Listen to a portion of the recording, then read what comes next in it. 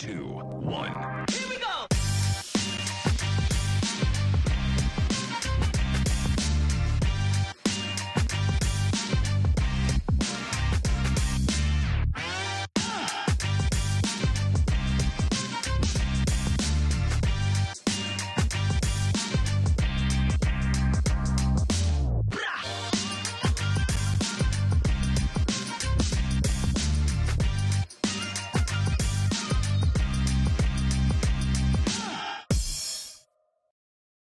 Bonjour à vous, merci d'être avec nous pour cette nouvelle conférence de la matinée. Nous allons parler des relations forcément riches d'enjeux entre eau et agriculture.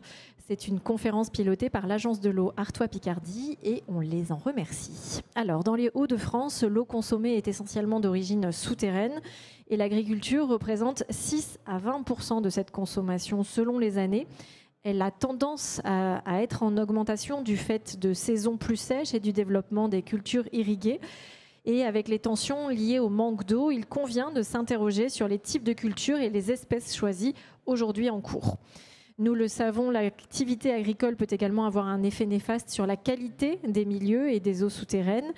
Dans la région, la superficie cultivée atteint près de 70% du territoire sur le bassin Artois-Picardie.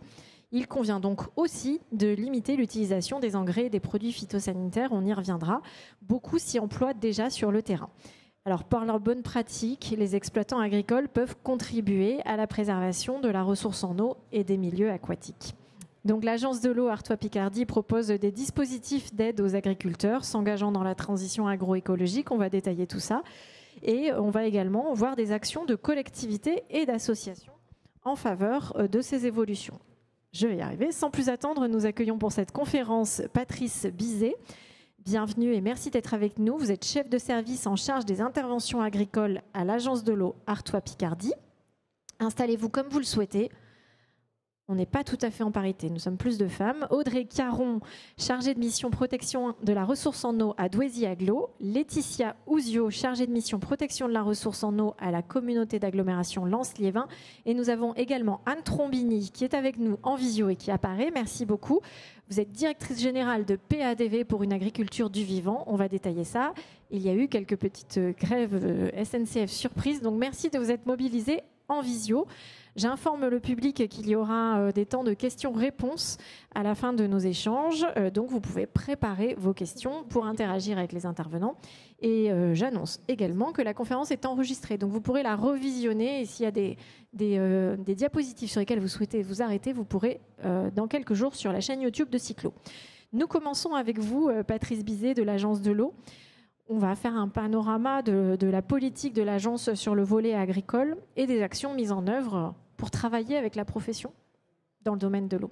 Et voilà la Zapette, merci beaucoup. Merci. C'est à vous. Bon, bonjour à tous. Alors, ma présentation va être, comme annoncé, une présentation de la politique d'intervention de l'agence de l'eau sur le volet agricole. Alors, en premier lieu, pourquoi est-ce que l'agence de l'eau a une politique agricole? Alors, ça a été indiqué dans l'introduction. On a des objectifs de qualité qui sont fixés par le SDAGE et qui visent en fait à atteindre un bon état des masses d'eau à l'horizon 2027 pour 50% de nos masses d'eau. Sachant qu'aujourd'hui, en fait, on est dans une situation où seuls 22% des masses d'eau superficielles, donc les rivières, les canaux, sont considérées comme étant en bon état écologique. Donc on voit qu'on a un pas très important à conduire, qui va concerner en fait des collectivités, les acteurs industriels, mais également l'agriculture. On a également un pas également significatif dans la mesure où sur les masses d'eau souterraines, l'état chimique est médiocre pour 75% également de ces masses d'eau.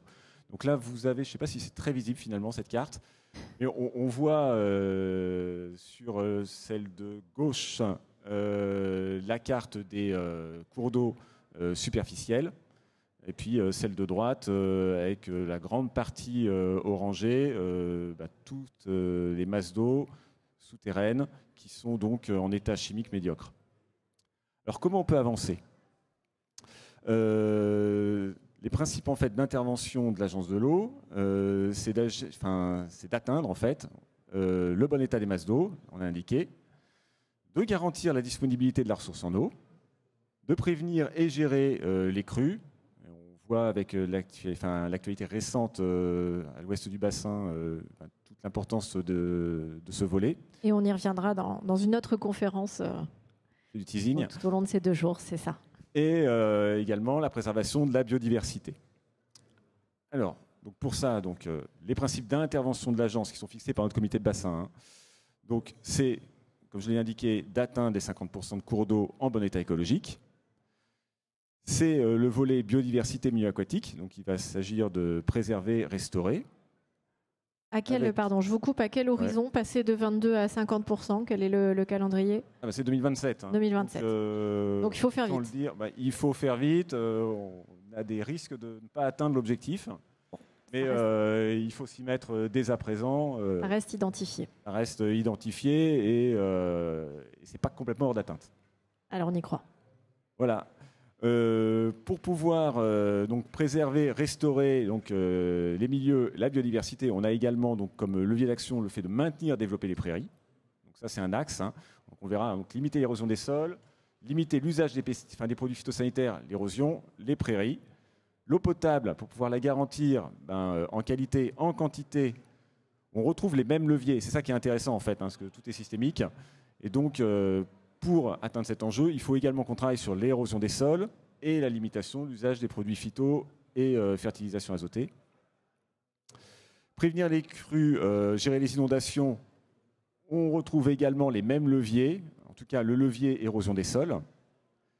Et puis on a également le fait de maintenir les prairies, qui est un axe également très important pour prévenir de l'érosion et crues, inondations.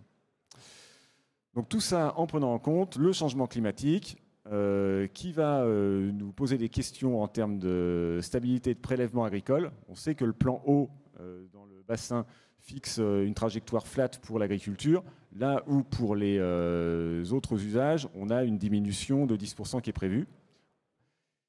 Et donc pour tout ça, on a un plan d'adaptation au changement climatique. Alors pour atteindre ces objectifs, le programme d'intervention de l'agence a retenu un parti pris, c'est de privilégier les changements de système à l'échelle de l'exploitation. Pour vous donner à voir, en fait, l'agence va privilégier en fait, des systèmes de type agriculture biologique. Là, on est vraiment dans un autre système par rapport au système conventionnel. Tout ce qui va être système d'agriculture de conservation, l'agroforesterie, également, qui va permettre, par des cultures associées, la présence de boisements, de développer des auxiliaires utiles. Le maintien de prairies, donc ça on en a parlé. Également l'implantation de BNI, et puis culture bas niveau d'intrants, et in fine sur certains secteurs, pourquoi pas du boisement. Donc on le voit, hein, l'objet, les leviers que mobilise l'agence de l'eau et qu'elle souhaite donc promouvoir sont des leviers qui font appel à la biologie, à l'agronomie en fait, hein, et qui vont favoriser l'autonomie de décision des exploitants et qui vont normalement permettre de travailler sur la résilience de l'exploitation. Donc on n'est pas là-dessus sur des solutions type technologique qui peuvent exister par ailleurs, hein, mais ce n'est pas l'axe stratégique retenu par l'agence. Est-ce que c'est ce qu'on appelle les solutions fondées sur la nature? Ou c'est entre autres? On est là-dessus, oui. Alors, l'agence de l'eau ne conduit pas une politique agricole à l'échelle du bassin. Ça, c'est la responsabilité du MASA, de la DRAF. C'est également la responsabilité de la région. Nous, on intervient avec un enjeu eau, un enjeu milieu humide, et puis l'enjeu finalement biodiversité. Compte tenu de nos moyens, on a décidé d'intervenir sur la base de zonages, des zonages qui sont sur nos zones à enjeu. Alors, en bleu, vous avez les zones à enjeu protection de l'eau potable. En vert clair, on a nos zones à enjeu qui correspondent à des prairies situées en zone humide. En vert un peu plus foncé, oui, on va être sur des prairies qui sont en lien avec des zones à enjeu eau, mais là, on est sur de la prairie sèche. Et puis en orange, on a des zones où il y a un enjeu érosion particulier et une démarche portée par des collectivités. Voilà.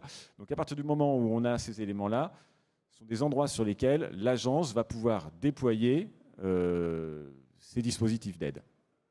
Ça, j'y reviens un petit peu après. D'accord. On a un nouvel enjeu qui a été introduit tout à l'heure, c'est l'enjeu lié à la gestion quantitative de la ressource en eau.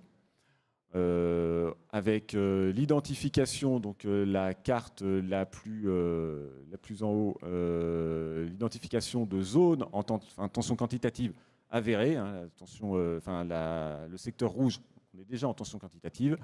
En orange, on est sur une tension quantitative projetée en fait. Donc, on est sur un risque. Et puis la carte en dessous, on va être sur les zones où il y a une tension et pour lesquelles il y a également une pression agricole. On a fait en termes d'irrigation, on a fait un croisement.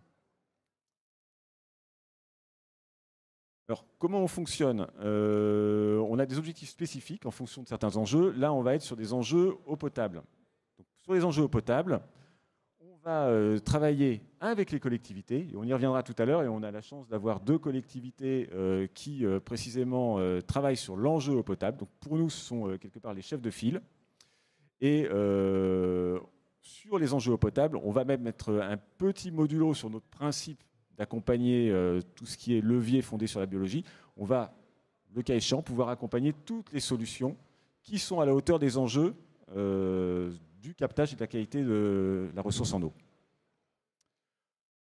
Je l'ai un peu évoqué, donc on a un objectif spécifique de maintien de prairies, notamment en zone humide.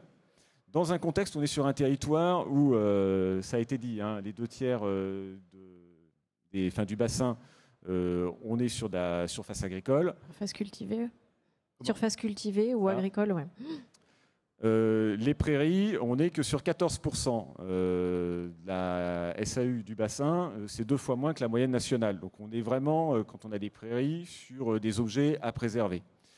Et donc notre objectif à travers ces programmes, c'est donc de maintenir ces prairies, de maintenir des prairies naturelles et de faire en sorte que les agriculteurs, en valorisant de la prairie naturelle, s'y retrouvent économiquement et donc puissent en tirer des revenus corrects. Voilà.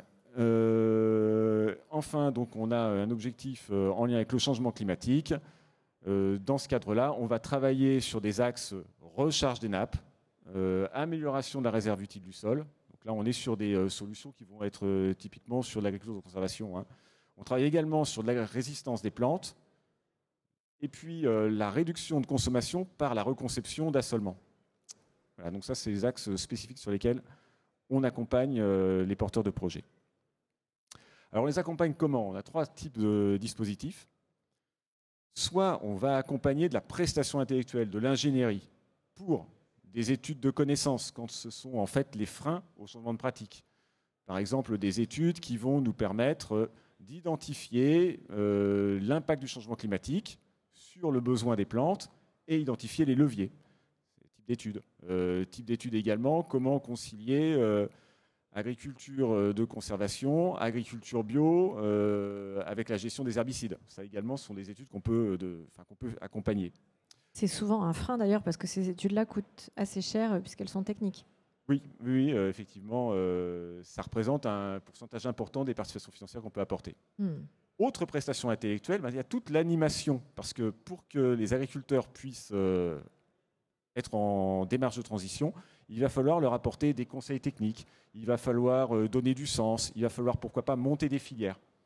Et dans ce cadre-là, l'agence accompagne les porteurs de projets, collectivités, mais pourquoi pas associations, pour toutes ces démarches d'animation.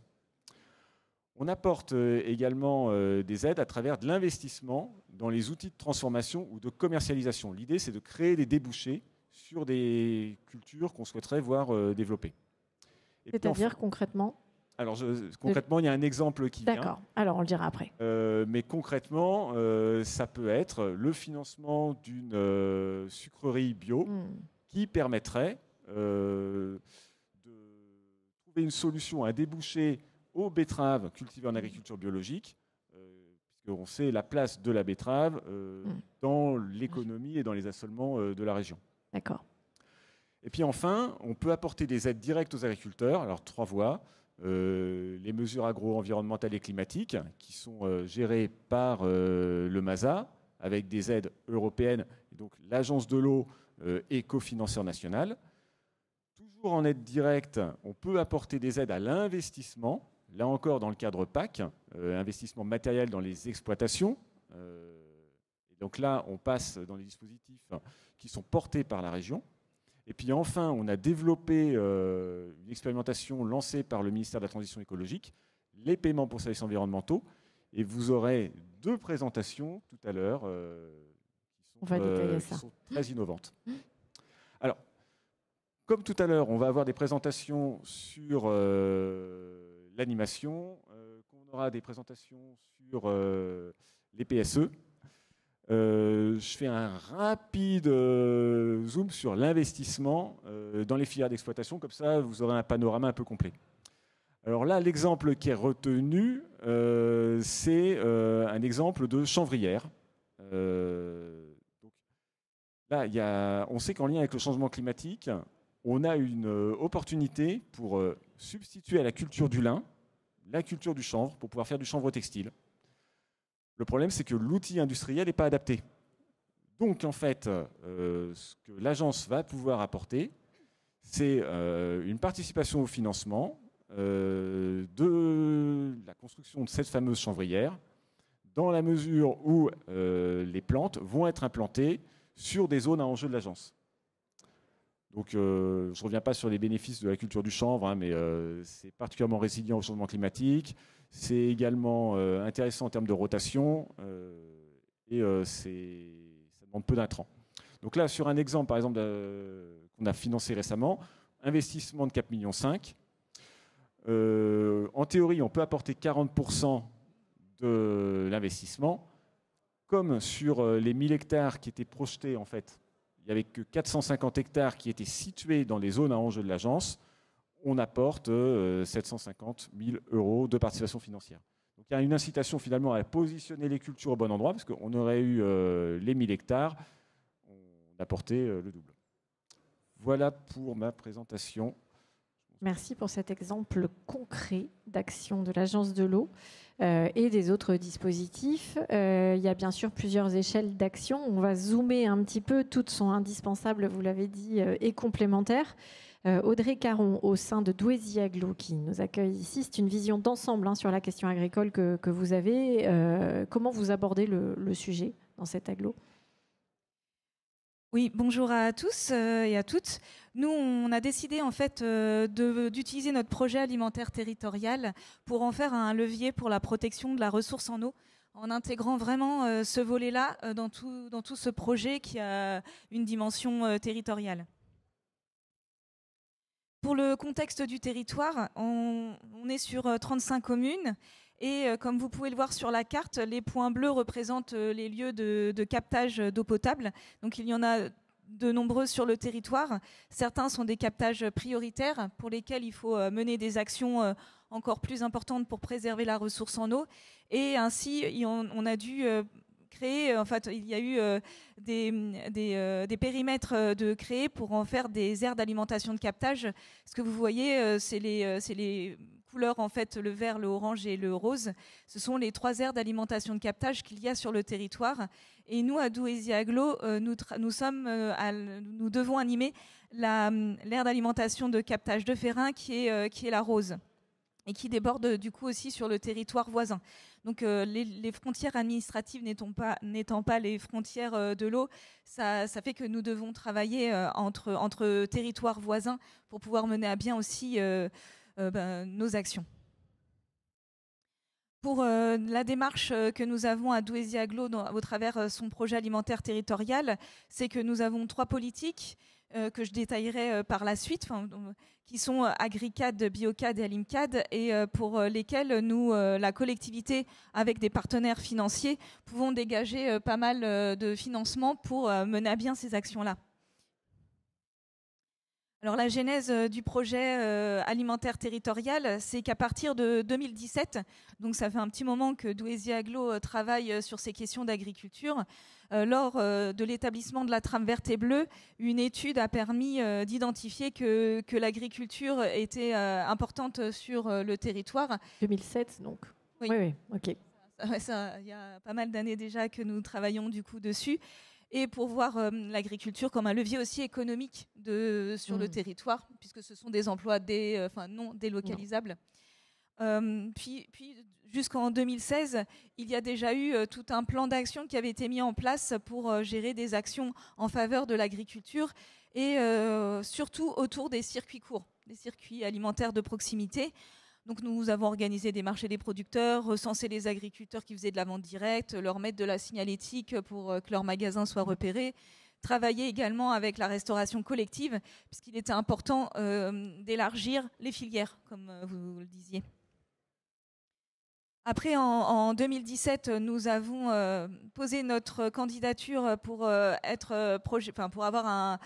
labellisé sur le projet alimentaire territorial. Et donc, on fait partie des premiers PAT à avoir vu le jour en France. En fait, et tout pendant jusqu'en 2021, nous avons continué à mener nos actions de développement de ces actions en faveur de l'agriculture. Et en 2021, nous avons eu la reconnaissance pour le niveau 2 de notre projet alimentaire territorial. Enfin, l'intégration de l'enjeu eau au projet alimentaire territorial vient de 2022, où, suite à l'évolution des demandes de l'Agence de l'eau, qui étaient portées sur des opérations de reconquête de la qualité de l'eau, on nous a demandé de faire évoluer ces projets en contrat d'action pour la ressource en eau, où on doit maintenant avoir plus de leviers avec des objectifs de résultats et plus seulement des objectifs de moyens. De ce fait, il a été important pour nous de relier ce travail sur la protection de la ressource en eau avec l'agriculture, puisque sur notre territoire, nous avons surtout des surfaces agricoles et les pollutions que nous retrouvons dans nos captages sont des pollutions agricoles. Donc les principales mesures que nous devons mener sont des mesures agricoles. En 2023, nous avons donc intégré la protection de la ressource en eau au PAT et nous avons mené la co-construction du Caire. Et ce qui est important dans cette co-construction, c'est de l'avoir fait avec de nombreux partenaires. Nous avons élargi nos partenaires. Nous ne travaillons plus seulement avec les collectivités ou les associations habituelles. Nous avons souhaité aussi travailler avec des acteurs économiques du territoire comme les producteurs de produits phytosanitaires, aussi tout ce qui peut être négociant ou coopérative également.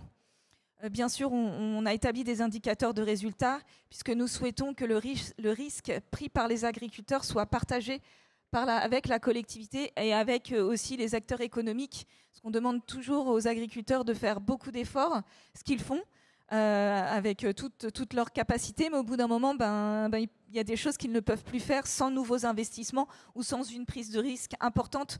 Donc nous, on souhaite être là pour les soutenir au travers de ce CARE. Est-ce qu'il peut créer des petites tensions, comme on l'a vu cet hiver, qui viennent aussi de ça et de la sensation de faire des efforts permanents ?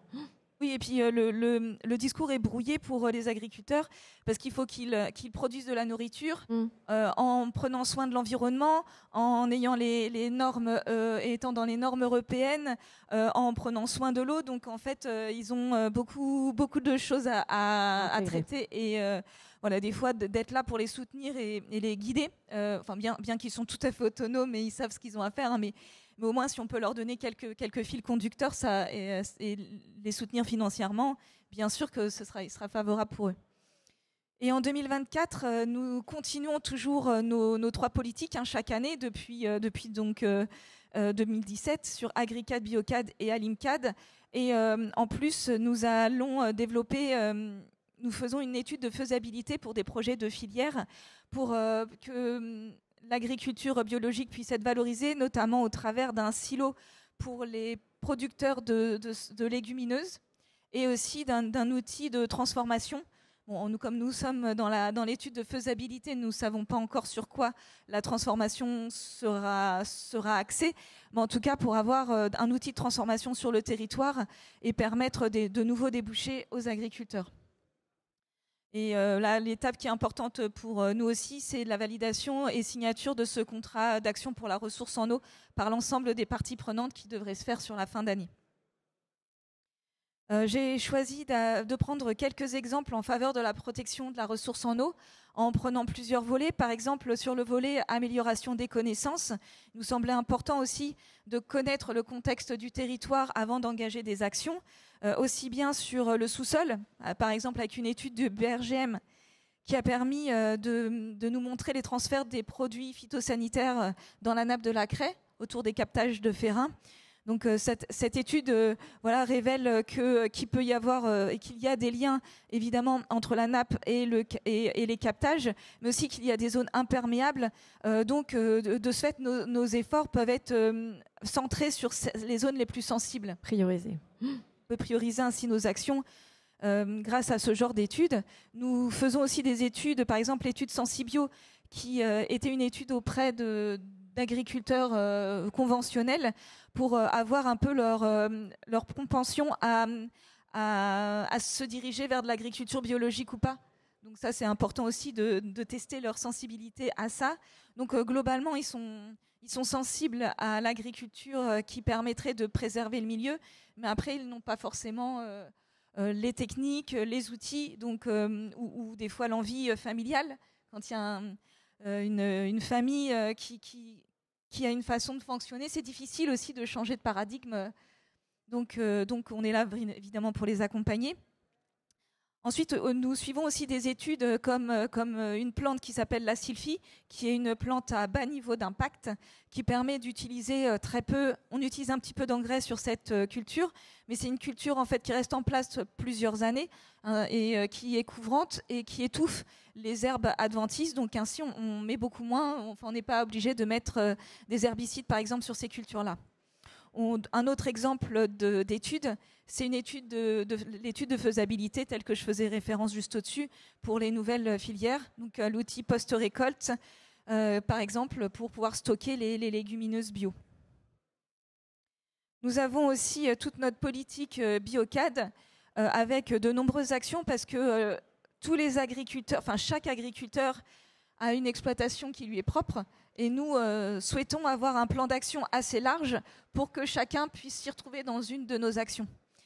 Par exemple, nous accompagnons au changement des pratiques en faisant des réunions, en proposant aux agriculteurs d'aller voir d'autres agriculteurs qui permettraient de donner des exemples.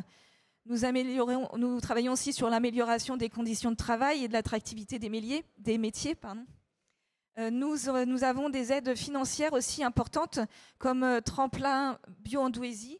Cette aide financière, on sait bien que quand on passe de l'agriculture conventionnelle à l'agriculture biologique, pendant les 3 premières années, l'agriculteur devra vendre ses produits, ses récoltes au prix de l'agriculture conventionnelle, alors qu'il y a un surcoût en agriculture biologique. De ce fait, nous, sur ces 3 ans, Douaisis Anglo en fait prend en charge ce manque à gagner. Par exemple, nous proposons aussi une aide à la création d'écumas pour pouvoir mettre du matériel agricole en commun, et aussi une aide à l'agriculture aux très petites entreprises agricoles, par exemple pour des maraîchers ou des petits élevages. Nous travaillons également sur l'introduction de produits bio en restauration hors domicile. Nous avons également une zone, je fais un peu une liste de tout ce que nous faisons sans rentrer dans le détail, parce que le temps nous est compté, il y aura des détails qui vont être présentés par la suite. Nous avons également proposé une zone test en agriculture biologique, c'est-à-dire que nous avons mis à disposition des terrains à des agriculteurs qui ont pu tester en agriculture biologique sans prendre dans leur surface à eux, ce qui pour eux limitait le risque de convertir une parcelle. Et l'ensemble des agriculteurs qui ont été sur cette zone test ont converti l'ensemble de leur exploitation en agriculture biologique. Ça les a encouragés en fait sur cette zone test agricole. Et en plus, puisque nous avions prévu de nous avons travaillé avec 3 agriculteurs différents, et ça a fait des liens entre eux et des échanges de connaissances et de compétences. Nous avons, grâce à ces quelques exemples, mais il y en a d'autres que nous réalisons à Douaisis Agglo, nous pouvons voir les chiffres sur le tableau bleu et bleu clair, que depuis 2013, 2013, il y a une forte augmentation du nombre d'exploitations agricoles ainsi que des surfaces agricoles. Et ainsi, en 9 ans, on a sur Douaisis Agglo, il y a une multiplication par 12 des surfaces agricoles. Bon, on reste à penser à Douaisis Agglo que nous ne sommes pas les seuls.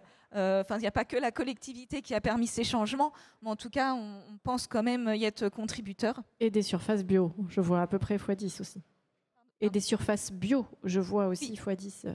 Oui, c'est ça. Ça a beaucoup de surfaces bio. Toute surface et surface bio.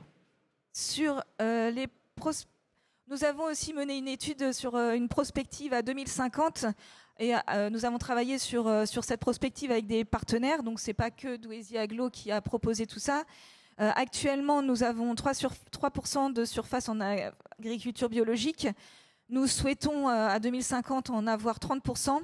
Pour les surfaces en agriculture intégrée, actuellement, c'est 2%. Et on souhaite arriver à 60%. Et pour que l'agriculture conventionnelle passe de 95% à 10%. Nous avons des chiffres ambitieux pour pouvoir avancer. D'autres exemples, si on ne passe pas directement en agriculture biologique, il faut quand même soutenir et aider les autres agriculteurs qui souhaitent conserver leur méthode. De toute façon, ils ne sont pas hors la loi, ils utilisent un cadre réglementaire qui leur permet de faire ce qu'ils font. Donc, bien sûr, on travaille aussi avec eux, notamment par des diagnostics annuels et individuels qui leur permettent de progresser sur leurs pratiques, directement sur les exploitations. Nous leur permettons aussi de financer en partie des reliquats azotés, ou bien aussi avec un zonage par drone, ça permet de bien comprendre comment fonctionne la parcelle et après par une modulation épandre des produits phytosanitaires plus ou moins importants en fonction de la zone. Nous proposons aussi différents conseils aux agriculteurs via les chambres d'agriculture ou les GEDA. Nous soutenons financièrement ces démarches. Et nous travaillons pas seulement avec le monde agricole, nous travaillons aussi avec les collectivités qui ont pu pendant un moment utiliser des produits phytosanitaires aussi dans la gestion de leur commune, en les aidant sur la gestion différenciée, notamment sur les terrains de sport et les cimetières qui restent des espaces verts et des espaces verts, communaux. Donc on ne travaille pas que avec le monde agricole. Le dernier exemple que je souhaitais à valoriser, c'est il y a maintenant 20 ans de ça, la ville de Douai avait fait le choix d'acheter, suite à un départ à la retraite, une exploitation agricole sur 70 hectares d'un seul tenant, et en travaillant avec des partenaires dont l'ONF, d'y planter des arbres, une jeune forêt, pour diminuer l'azote dans le sol qu'on retrouvait après dans le captage qui est à 200 mètres en fait, de cette exploitation agricole. Donc en 20 ans, on peut voir un peu sur le graphique la diminution des nitrates. Et on voit qu'il y avait beaucoup de phénomènes de pic et qu'il n'y avait pas du tout de régularité. Et là, jusque ces années 2020, on voit qu'il y a vraiment maintenant... déjà, on est passé la zone rouge, c'est la zone à ne pas dépasser en nitrate dans l'eau potable. On voit au niveau du forage que nous sommes bien en deçà de cette limite à ne pas dépasser, et aussi qu'on a une stabilité dans les nitrates. Donc pareil, on ne va pas penser que c'est seulement ce site-là devenu forêt qui permet la diminution de nitrates. Certainement que les efforts des agriculteurs autour de ce captage aussi ont un impact favorable, mais toutes ces actions combinées qui favorisent la protection de la ressource en eau. Nous avons aussi des exemples sur la communication, puisqu'il faut communiquer sur ce qui est fait, aussi bien à destination du monde agricole. Donc on organise des démonstrations de matériel, on fait des interventions lors de journées thématiques. Aussi, on propose aux agriculteurs de visiter les équipements de Douaisis Agglo, comme les stations de forage, pour qu'ils se rendent compte un petit peu de tout ce chemin de l'eau. On est co-organisateur aussi du mois de la bio. Ça, c'est en faveur du monde agricole. Là, cette semaine, on vient d'envoyer notre gazette aux agriculteurs, où on les tient informés de tout ce que Douaisis Agglo fait en leur faveur. Donc, c'était la deuxième gazette là. Donc, chaque fois, on améliore aussi ce que l'on fait à Douaisis Agglo. Et on sensibilise aussi le grand public via des actions. Tous les samedis matins, au printemps, l'été et l'automne, nous organisons des rendez-vous nature où on ne parle pas que de l'eau, on parle de tout plein d'autres choses, mais l'eau en fait partie de ces différents rendez-vous. Et nous sensibilisons aussi les scolaires via des animations dans les écoles. Pour finir, je souhaite parler du plan d'action sur la ressource en eau, qui est vraiment un plan dédié sur nos zones sensibles à enjeux eau, dont la zone, si vous vous souvenez de la carte du départ, donc la zone rose autour de Férin, qui représente environ 31 km². Donc les actions qui sont dégagées de cette co-construction sont de maintenir des accompagnements individuels, de faire aussi un accompagnement sociologique au changement des pratiques, puisque c'est souvent un frein aussi de la part du monde agricole de rester sur ce qu'ils ont appris traditionnellement, mais voir comment lever ce frein sociologique. On va aussi les aider via des formations. On va, comme je le disais, engager aussi les prescripteurs et toutes les autres parties prenantes. Bien sûr, on va continuer sur le développement de l'agriculture biologique. On va proposer aussi un accès facilité au matériel de désherbage et de précision pour utiliser moins d'intrants. On va développer les filières à bas niveau d'impact. On va continuer de réaliser des démonstrations. Et aussi, on souhaite passer par des leviers économiques, comme les mesures agro-environnementales qui existent déjà aujourd'hui, auxquelles peu d'agriculteurs adhèrent actuellement et pour lesquels les financements ont fortement diminué par rapport à chaque exploitation. Et aussi, on souhaite créer un paiement pour services environnementaux, où là, on ne sera pas vraiment les plus innovants, puisque d'autres territoires sont déjà lancés dedans. Et également de travailler sur la stratégie foncière de ces parcelles agricoles. Nous ne travaillons pas que sur le volet agricole, il y a aussi tout un budget, un gros travail sur l'assainissement, aussi bien sur Douaisis Agglo que sur Aux Artistes Marquion, la collectivité voisine, sur lequel il y a pour les deux, il y a plus de 5 millions d'euros d'investissement pour améliorer tout ce qui concerne l'assainissement collectif. Nous travaillons aussi sur de la communication. Et les actions agricoles vont représenter, pour les 6 ans à venir, donc environ 500 000 euros. Pour ce contrat, il nous faudra avoir des indicateurs de résultats pour pouvoir voir une progression au cours des 6 prochaines années. Nous travaillons vraiment avec de nombreux partenaires, les collectivités, c'est-à-dire les communes de nos aires d'alimentation de captage, celles qui sont les animatrices des AAC voisines, des aires d'alimentation de captage voisines, et aussi Aux Artistes Marquion, qui est sur une de nos aires d'alimentation de captage. Les acteurs économiques, on veut vraiment pouvoir les intégrer dans nos actions. Et évidemment, les agriculteurs, ce sont notre première cible. Mais voilà, on fait tout ça pour eux. Comme je le disais en introduction, c'est qu'on souhaite vraiment partager le risque entre les différentes parties prenantes de l'eau et pas seulement l'imposer aux agriculteurs. Voilà, merci. Je passe donc la main. Merci beaucoup. Vous faites la transition sans moi. Je rentre. Non, merci beaucoup pour ce panorama et puis cette boîte à outils. On voit que vraiment il y a plein de leviers d'action, plein de solutions.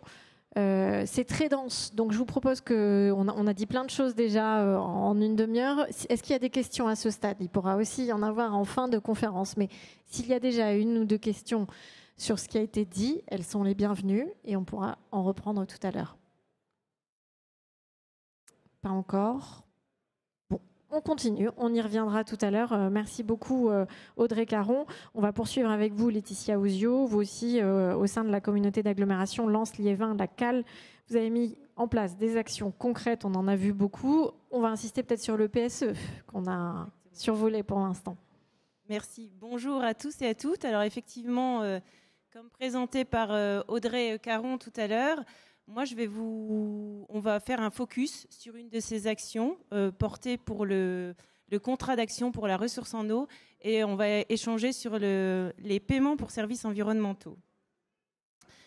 Alors, pour pouvoir arriver à ce dispositif de paiement pour services environnementaux, je vais d'abord vous représenter notre territoire et le contexte dans lequel il est né.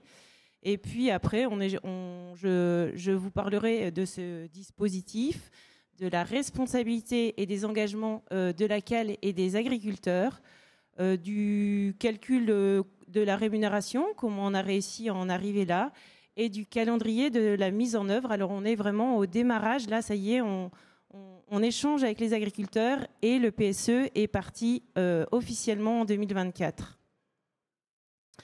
Alors, la communauté d'agglomération de Lens-Liévin, c'est une agglo de 36 communes situées dans le département du Pas-de-Calais. Et puis, pour pouvoir répondre à l'ensemble de la demande des 250 000 habitants, il nous faut trouver 12 millions de mètres cubes d'eau par an. Elle provient de la nappe de la Crée. Nous avons sur le territoire une trentaine de captages qui nous permet donc de pomper 8,5 millions de mètres cubes. Et il nous faut du coup, pour compléter jusqu'à ces 12 millions, acheter un petit peu d'eau au nord du territoire, au Smael et sur la CAC. Voilà pour la présentation du territoire. Sur la carte, en bas à droite, vous avez différents points bleus et ils représentent les forages qui vont pomper la nappe de la Crée sur le territoire de la Cale. Alors, cette représentation, donc cette slide, vous allez pouvoir y retrouver le territoire de la Cale et puis également, toujours avec surligné en petits points bleus, nos différents forages. Et puis, tous ces forages sont protégés par ce qu'on appelle des périmètres de protection, donc rapprochés et éloignés, qui sont matérialisés par des pastilles bleu clair et bleu foncé. Et ces périmètres de protection rapprochés et éloignés vont nous permettre de protéger nos forages contre les pollutions accidentelles. Malheureusement, on s'est aperçu que d'autres pollutions arrivent au droit de ces forages et c'est ce qu'on appelle les pollutions diffuses, essentiellement tournées vers les nitrates et les produits phytosanitaires. Et c'est pour cela qu'est né ce qu'on appelle, dans les années 90, les aires d'alimentation de captage. Donc ici, elle est matérialisée en bleu.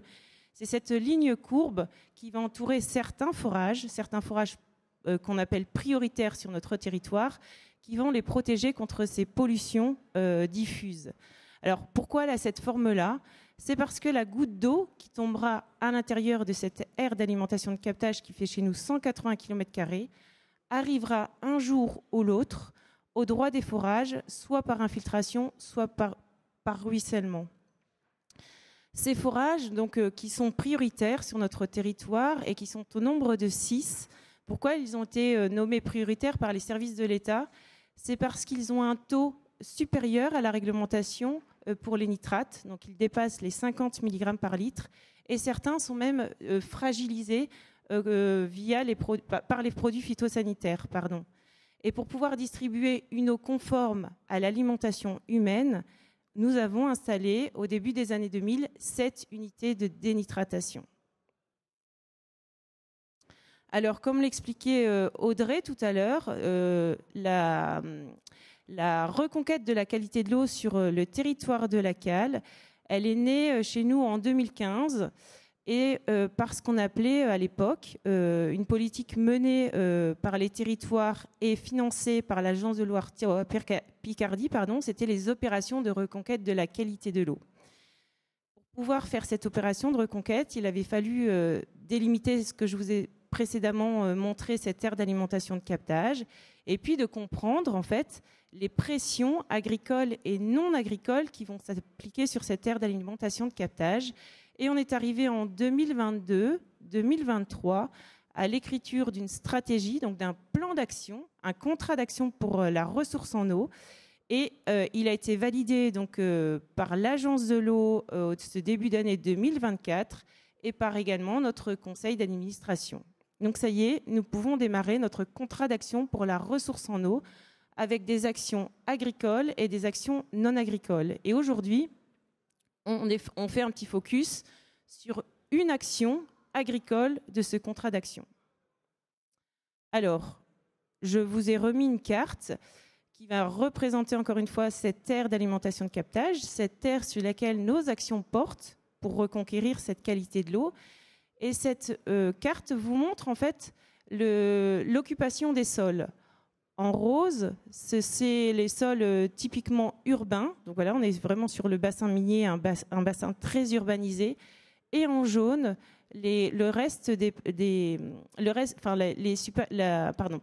l'occupation des sols de type agricole. Et en vert, plutôt tout ce qui est forêt et feuillus. Voilà, donc on est quand même un territoire à 60% d'occupation urbaine. Et c'est pour cela que des actions aussi dans notre contrat d'action pour la ressource en eau est tournée vers le monde urbain. Sur les 40% qui nous restent sur la superficie agricole utile de notre territoire, il y a 213 exploitations. Alors, il fallait travailler avec ces agriculteurs pour pouvoir trouver une action qui va nous permettre de lutter contre les pollutions diffuses venant des nitrates et des produits phytosanitaires.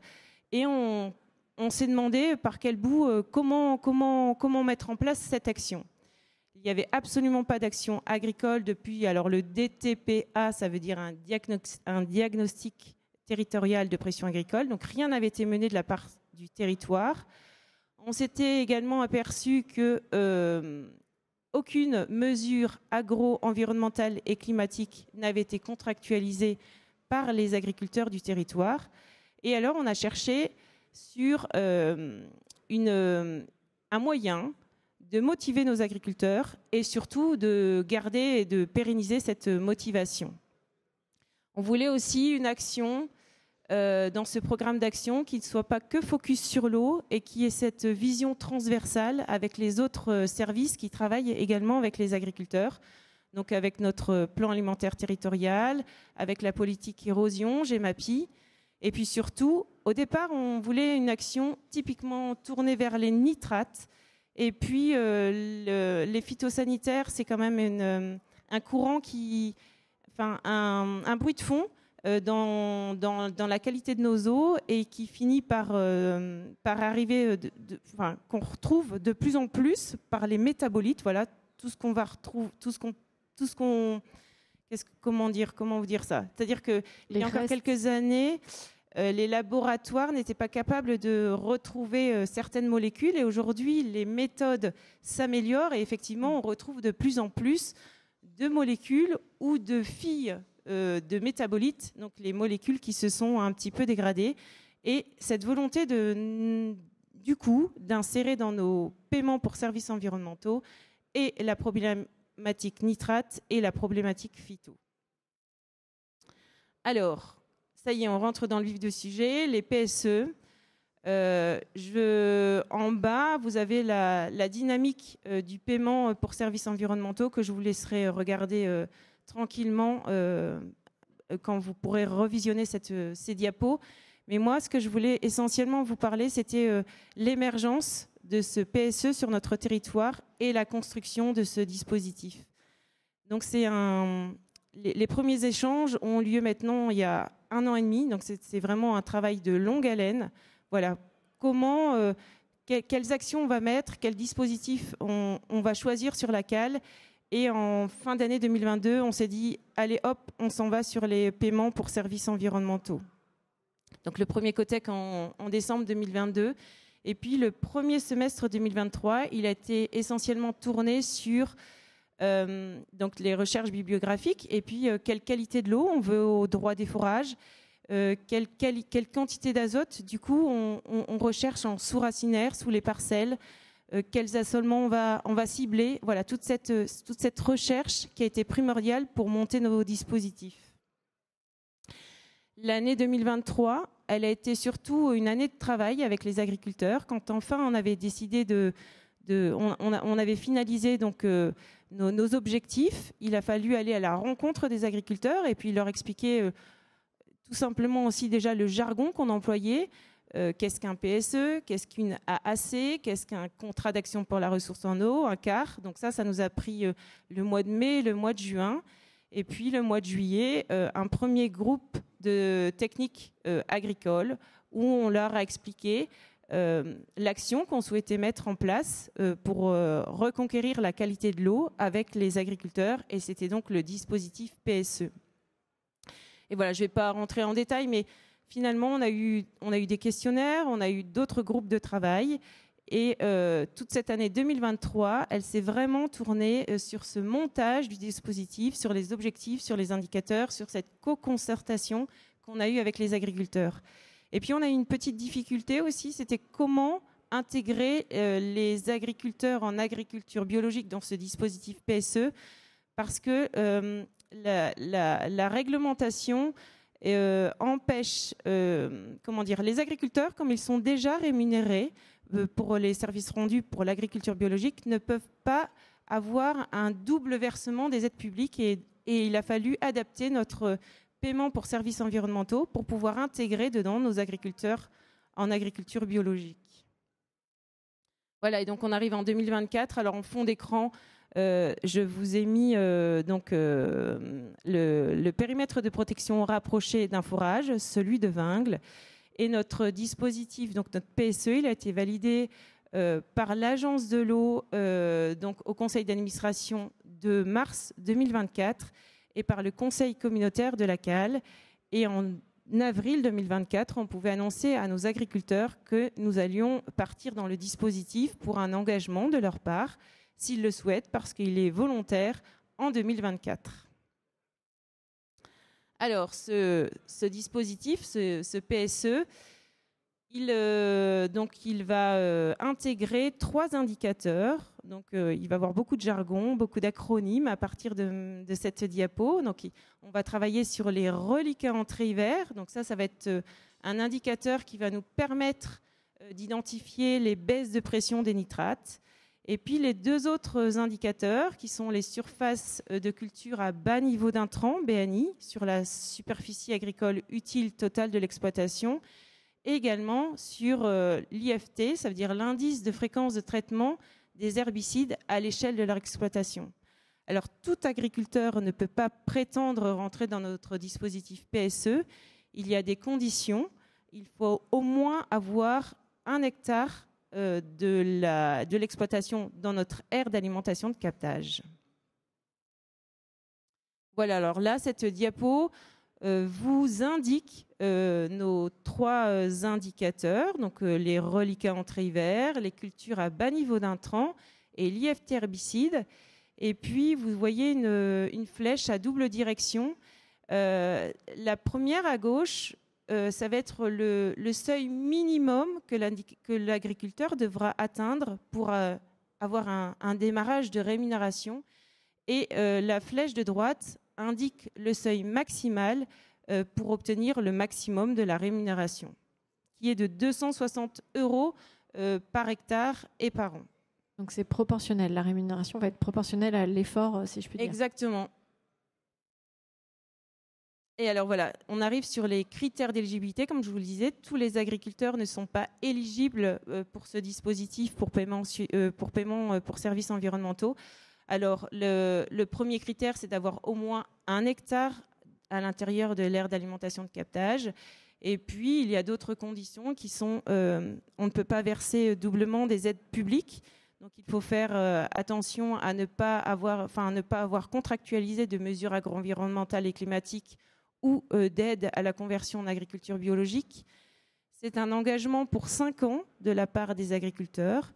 Ils devront bien évidemment nous laisser accès à l'intérieur de leurs exploitations pour les audits et les contrôles.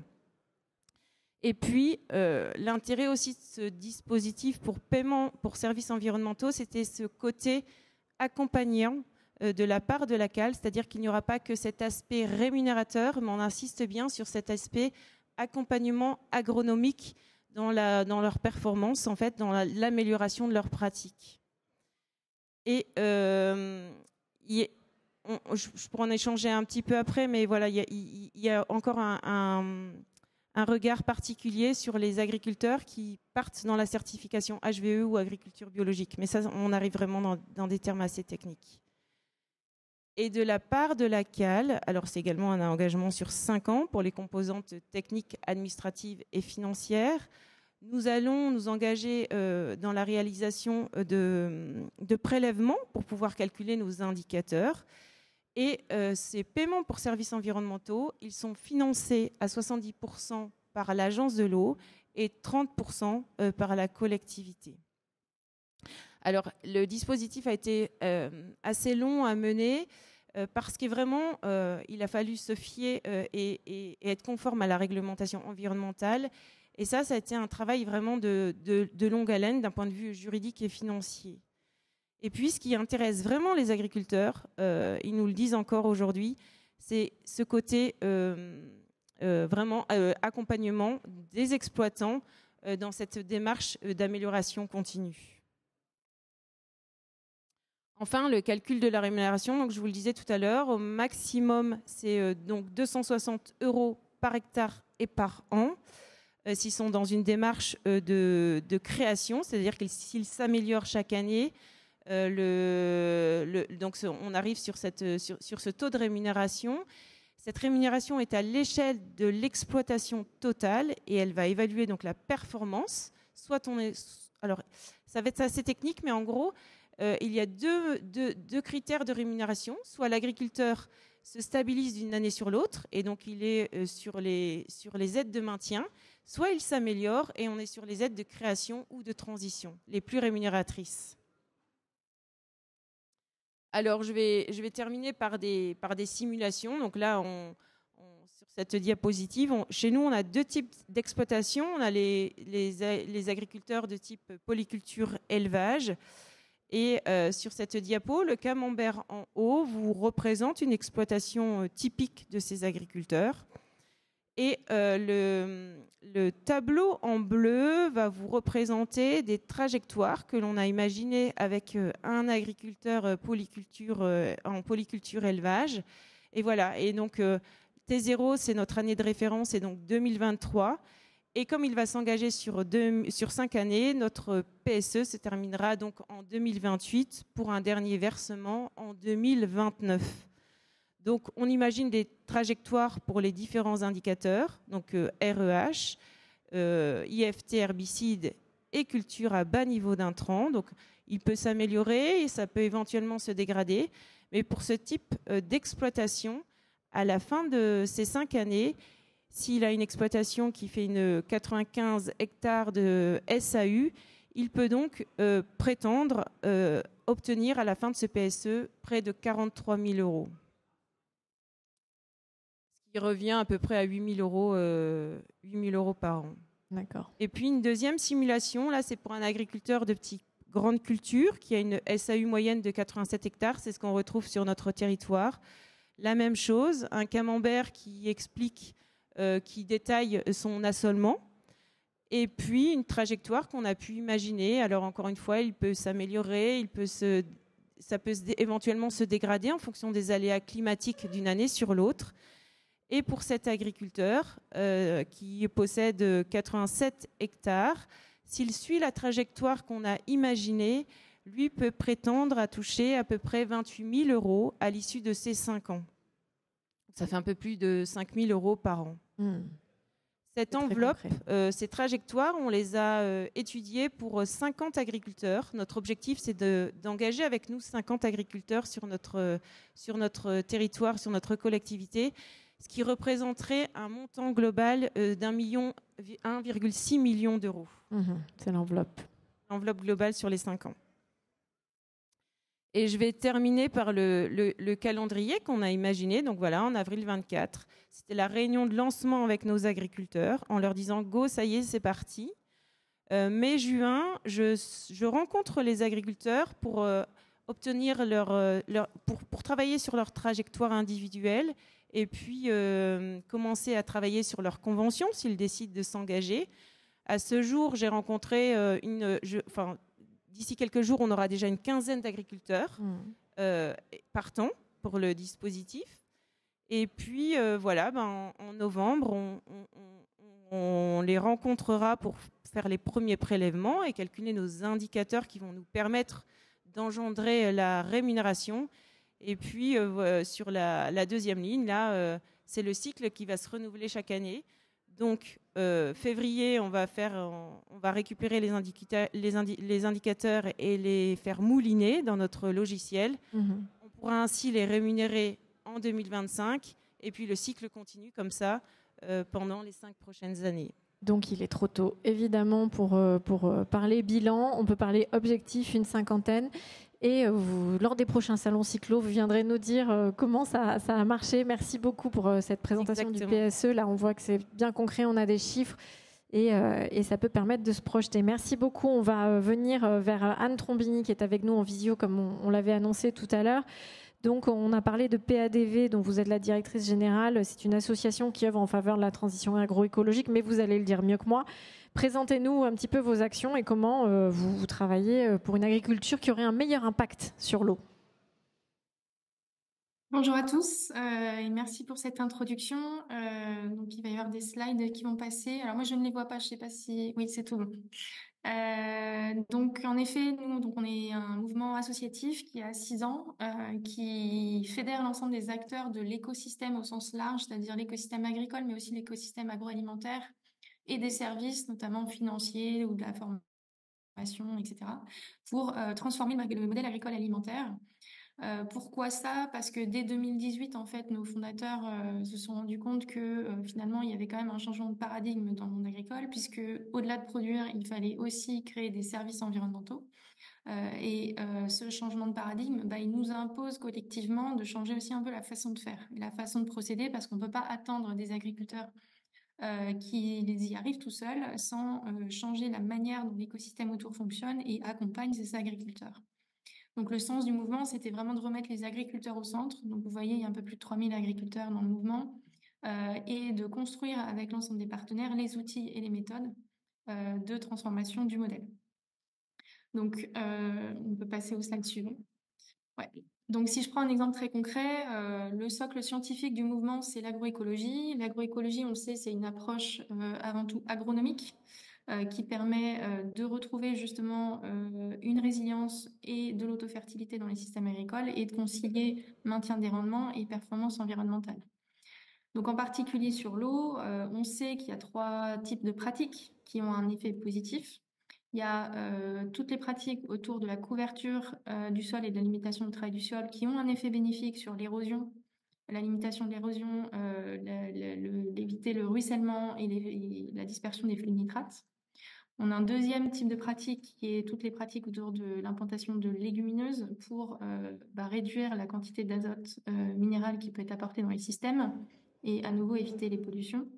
Et puis un troisième niveau de pratique qui est la diversification des cultures, la rotation, l'allongement, la durée des rotations, des assolements pour retrouver un équilibre biologique dans le système et permettre la baisse des traitements insecticides et fongicides.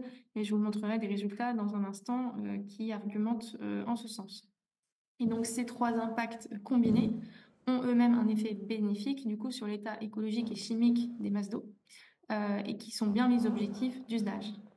Donc, en repartant de cette compréhension et finalement de ces certitudes scientifiques que nous avions, tout l'enjeu, on peut passer au slide suivant, c'était d'arriver à construire une dynamique qui va permettre d'aider les agriculteurs à déployer ces bonnes pratiques, de manière aussi à aller chercher de l'impact en termes de volume et d'échelle.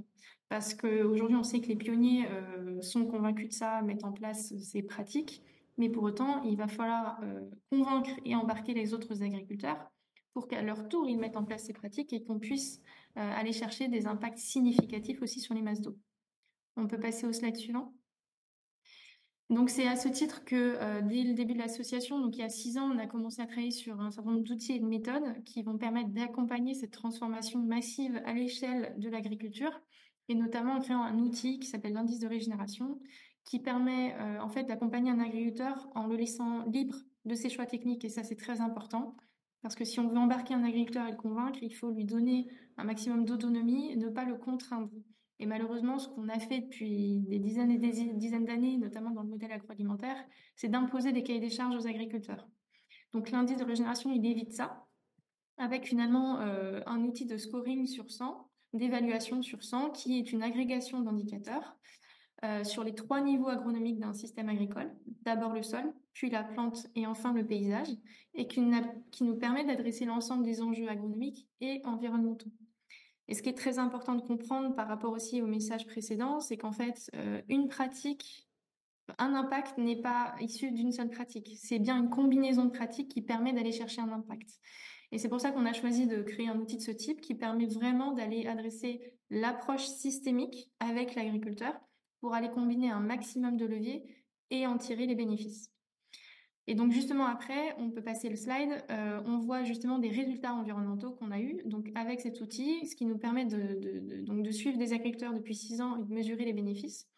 Et on voit que, on constate bien que de manière très corrélée à une amélioration de l'indice de régénération, donc en dessous de 40, on est plutôt sur des débutants et au-dessus de 60, à des pionniers vraiment sur des systèmes stabilisés, on a des impacts extrêmement bénéfiques sur ces services environnementaux, alors que finalement, chacun de ces agriculteurs a choisi des itinéraires très différents.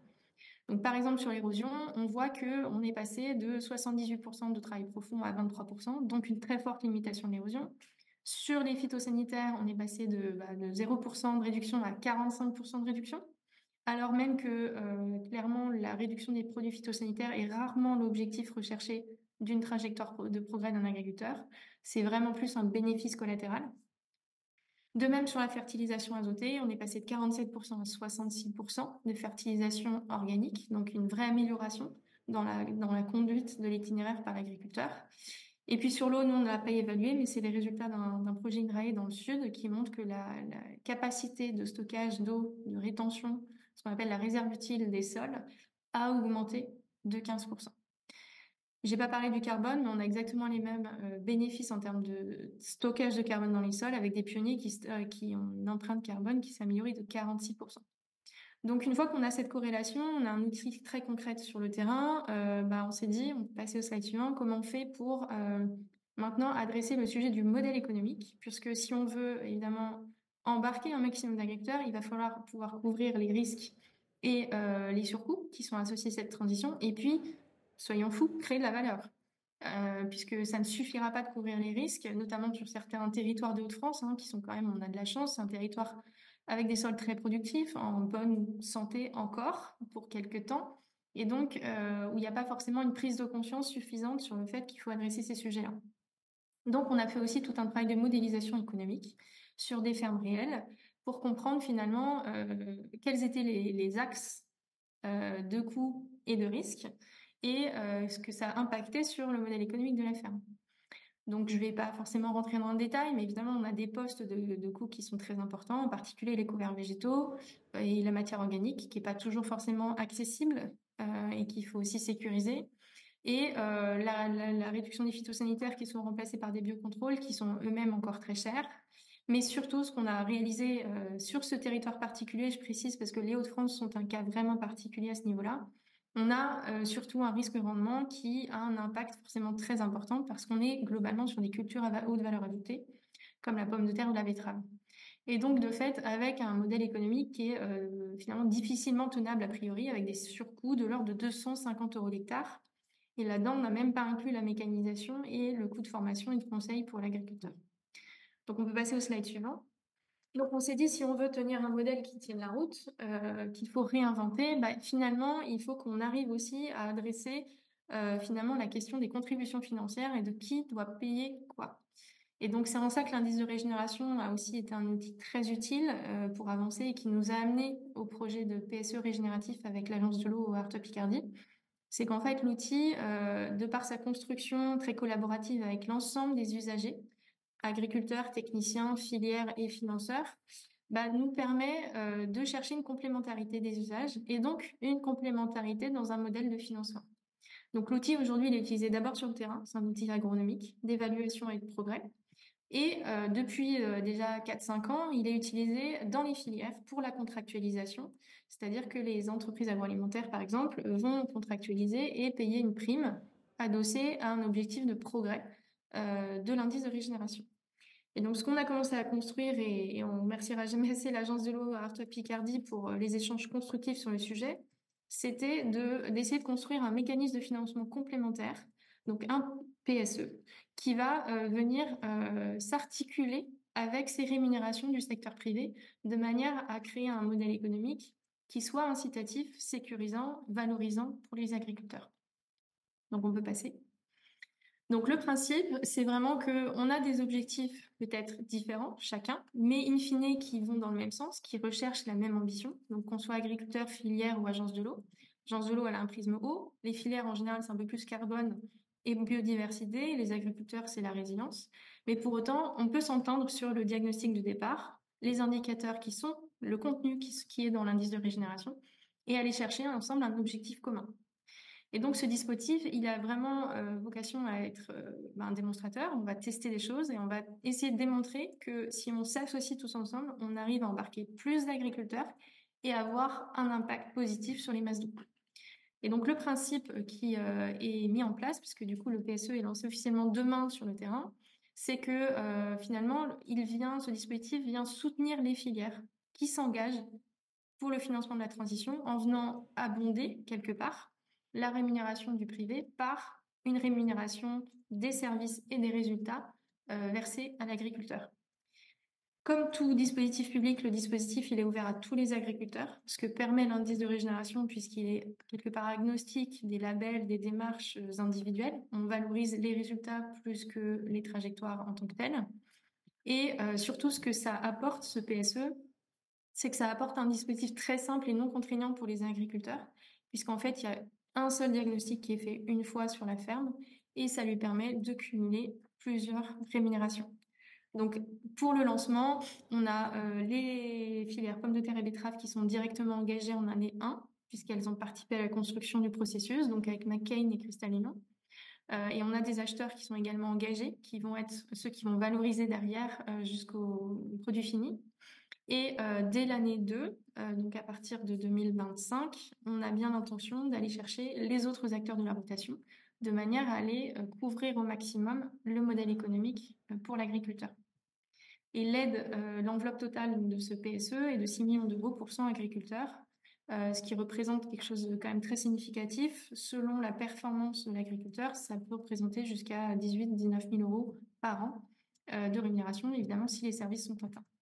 Et dernière petite précision, ce qui est pour nous très innovant pour un outil de financement public de ce type et qui est une vraie révolution et un vrai effet positif, c'est qu'on va valoriser donc le maintien des résultats et des services et aussi la production donc pour des débutants. Donc là, dans le PSE, on a mis vraiment un focus sur plutôt des profils débutants. Donc 90 sur les 100 seront des débutants. Mais il est vraiment important aussi qu'au niveau des financements publics, on évolue là-dessus et qu'on puisse rémunérer autant le maintien que la création des services écosystémiques. On peut passer au slide suivant. Donc le territoire qui est concerné pour ce PSE, évidemment, correspond aux zones à enjeu de l'Agence de l'eau, donc autour de la localisation de Péronne. Donc territoire qui est quand même un des territoires les plus complexes, puisque des terres très productives et des agriculteurs qui sont pour l'instant pas forcément les plus avancés sur le sujet de la transition, donc une vraie recherche d'impact avec ce dispositif. Et on peut passer après. Sur la construction, donc ce qu'on a construit donc depuis un an avec l'Agence de l'eau, c'est vraiment d'aller poser cette question de la répartition des coûts des risques de la transition entre les différents finalement typologies d'acteurs qui peuvent intervenir, les différents sujets qu'il faut couvrir et de co-construire ensemble cette articulation. Donc pour le PSE, il y a une hypothèse qui a été faite justement de partage des coûts et des risques. Notamment en prenant une partie du risque rendement et une partie du coût d'évolution des pratiques. Et il nous reste à construire évidemment un certain nombre de dispositifs puisqu'on ne va pas s'arrêter là. L'objectif, c'est de poursuivre la réflexion et l'embarquement, notamment en travaillant sur l'approche assurantielle qui est importante quand on parle de risque-rendement. Ce qui ne veut pas dire forcément acheter une assurance. On peut imaginer beaucoup de choses. Il y a des systèmes type caisse de péréquation qui existent, par exemple. Donc, on est en pleine réflexion sur ce sujet. Il y a aussi la question des banques sur la partie investissement qu'il est important d'aller chercher et de raccrocher aussi au wagon. Et ce qui est très positif, c'est que l'annonce de ce PSE, justement, a eu un effet très, très intéressant sur l'écosystème territorial, avec des acteurs, justement, bancaires et autres, qui, du coup, manifestent un intérêt très fort de venir compléter la réflexion et d'apporter la pierre à l'édifice dans la question du modèle économique. Et on peut passer au dernier slide. Et donc, en termes de perspective, ce que je voulais vous dire, c'est que du coup, ça ne se termine pas là. Et donc, on a un projet qui s'appelle Covalo, qui a démarré tout doucement sur les Hauts-de-France au mois d'avril et qui a vocation justement à aussi être travaillé sur d'autres territoires pour pouvoir comparer un petit peu les différences et voir comment les choses sont appréhendées d'un territoire à l'autre. Mais surtout pour les Hauts-de-France, l'enjeu, il est justement d'aller continuer cet embarquement des acteurs, continuer cette réflexion sur les contributions financières, de manière à aller construire quelque chose qui soit viable et pérenne sur le long terme. Ça, c'est un point très important puisqu'un PSE est forcément durée déterminée. Donc, on en fait un démonstrateur et un prototype qui est essentiel. Mais demain, toute la question, c'est aussi comment pérenniser ce type d'initiative et l'intégrer dans une réflexion plus globale à l'échelle des territoires. Donc, on aura un événement les 20 juin de promo, les 25 et 26 juin prochains à Beauvais. Donc, si certains sont intéressés, on va partager justement ces réflexions de manière très ouverte avec le territoire, à 150 participants. Donc, si certains, c'est très ouvert, souhaitent venir et contribuer, n'hésitez pas à prendre contact avec nous et on sera ravis de vous accueillir. Merci beaucoup. Merci beaucoup, Anne Trombini, pour cette présentation très complète. Une question peut-être un peu naïve et bête à vous tous, mais une fois que tous ces agriculteurs ont fait cette transition dont on parle et qu'ils ont mis en place ces mesures, est-ce que généralement c'est pérenne, ils restent dans ces pratiques-là, ou est-ce qu'il peut y avoir des retours en arrière? Et c'est aussi un point de vigilance. Anne Trombini, je vois que peut-être vous réagissez. Oui, la majorité d'entre eux aujourd'hui restent dans ces pratiques, enfin la très grande majorité, parce que jusqu'à présent on avait des pionniers. C'est quoi des pionniers? Le profil sociologique, c'est des agriculteurs qui sont assez entrepreneurs et qui sont convaincus, qui ont compris l'intérêt pour eux-mêmes, pour leur système, pour la pérennité de leur exploitation, qui vont remettre à leurs enfants, etc. Donc ces profils-là ne reviennent pas en arrière. Par contre, ils sont en adaptation permanente. C'est-à-dire que c'est pas parce que j'ai testé une pratique une année et qu'elle a marché qu'elle ne doit pas évoluer. Et ça, c'est un point très très important en agroécologie. Donc c'est des profils qui sont dans cette recherche, on peut presque parler de R&D, et qui vont continuer le travail. Tout l'enjeu désormais, c'est d'aller chercher les 90% d'agriculteurs restants qui ont souvent testé des choses. La plupart des agriculteurs n'ont pas rien fait. Quand même, la plupart d'entre eux ont déjà testé des couverts, ont fait des choses. Donc, ils sont au démarrage de transition. Et toute cette question, c'est de construire un modèle sécurisant autour d'eux pour justement éviter qu'ils reviennent en arrière et qu'on puisse les accompagner au mieux techniquement et financièrement et qu'ils voient une valeur ajoutée dans ce nouveau modèle par rapport à celui qu'ils ont connu au préalable. D'accord, merci. Vous vouliez rajouter quelque chose, Audrey Caron? Oui. Allez-y, ça va marcher. Ça va marcher? Oui. Ah bon. Ils y veillent. C'est qu'il faut être très vigilant effectivement pour qu'il n'y ait pas de retour en arrière aussi. Sur le territoire de Douaisis-Aglo, on a une déconversion d'un agriculteur qui repart en agriculture conventionnelle pour différents facteurs, dont familiaux aussi. Mais nous, en tant que collectivité et l'Agence de l'eau, faut qu'on travaille vraiment sur le maintien de toutes ces exploitations agricoles, les aides de la PAC qui se désengagent de toutes ces aides du maintien de l'agriculture biologique. C'est un vrai frein aussi à la progression derrière, je pense, de ces maintiens. Merci. Patrice Bizet. Et juste, j'appuie effectivement sur l'agriculture biologique. On sait qu'avec le contexte inflationniste et une rémunération qui n'est pas forcément à la hauteur aujourd'hui des productions en agriculture bio par rapport à certaines productions conventionnelles, il y a des risques de déconversion. En tout cas, on a vu qu'il y avait un ralentissement ces dernières années. A priori, ça stoppe, mais il y a toujours un contexte économique qui peut faire revenir en arrière. Et en même temps, je ne sais pas si c'est le cas, on parle beaucoup de l'augmentation du coût des intrants chimiques pour le traitement de l'eau. Est-ce qu'il y a aussi eu une forte augmentation du prix des intrants en agriculture qui pourrait être un argument pour faire passer certains en bio? Oui, effectivement, si on a des augmentations du coût des intrants, potentiellement, ça peut rentrer dans la réflexion parce qu'économiquement, le travail est fait. Mais c'est pas encore tout à fait le cas, pas forcément. Ça dépend. Tous les agriculteurs se ressemblent pas. Oui, d'accord. On voit bien qu'il n'y a pas de solution unique. Il nous reste quelques minutes pour prendre des questions du public, s'il y en a. Elles sont les bienvenues, n'hésitez pas. Même si effectivement on a présenté beaucoup de choses, c'était très complet.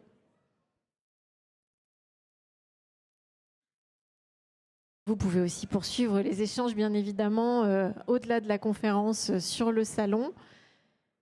Pour finir, si on devait, pas résumer, mais conclure, quels sont les freins, très rapidement, qu'il faut encore lever, selon vous, pour que les agriculteurs aient peut-être plus dans leur logiciel les conséquences sur la ressource en eau?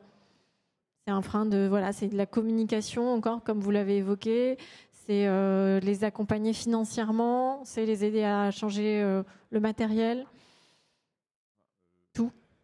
pour l'agence, le diagnostic, c'est qu'il faut travailler avec les filières. Ça fait des années qu'on travaille en relation avec les agriculteurs ou leurs conseillers. On voit qu'à un moment, tout est économique. Les agriculteurs, ils sont prêts à entendre beaucoup de choses, mais il faut que le modèle économique soit sécure. D'accord. Pour ça aussi qu'on a été intéressé par le partenariat proposé pour une agriculture du vivant. Public-privé qui était évoqué. Oui. Et pour nous, le frein, c'est de rentrer en contact avec les agriculteurs. D'accord. Voilà, de ce que je disais tout à l'heure, on en a 213 sur le territoire. La loi RGPD nous empêche d'avoir des informations sur les agriculteurs. Et donc, le plus compliqué, c'est de pouvoir rentrer en contact avec eux. Simplement. Le mieux est encore peut-être que eux vous contactent, donc on communique pour tout ça et puis on espère que tout ça portera ses fruits. Merci beaucoup, c'est la fin de cette conférence. Merci d'avoir enrichi les débats et d'avoir surtout proposé des axes de travail, des solutions au-delà des grands discours sur l'avenir de l'agriculture qu'on entend beaucoup. Mais là, il y a du concret et des perspectives positives. Alors pour la visite de terrain dont j'ai parlé ce matin, c'était rendez-vous à 13h à l'entrée du salon. Donc s'il y en a qui veulent faire cette visite de terrain à la découverte de techniques d'entretien des réseaux innovantes, c'est tout de suite. Vous pouvez encore vous inscrire. Rendez-vous à l'accueil du salon. Et pour ceux qui restent sur le salon, on se retrouve ici à 14h pour parler des retours d'expérience en matière d'inondation. On sait que la région a été frappée il y a quelques mois, mais il y a là aussi des solutions sur le terrain qui font leurs preuves. Merci à vous de votre attention. Bon appétit et à très vite.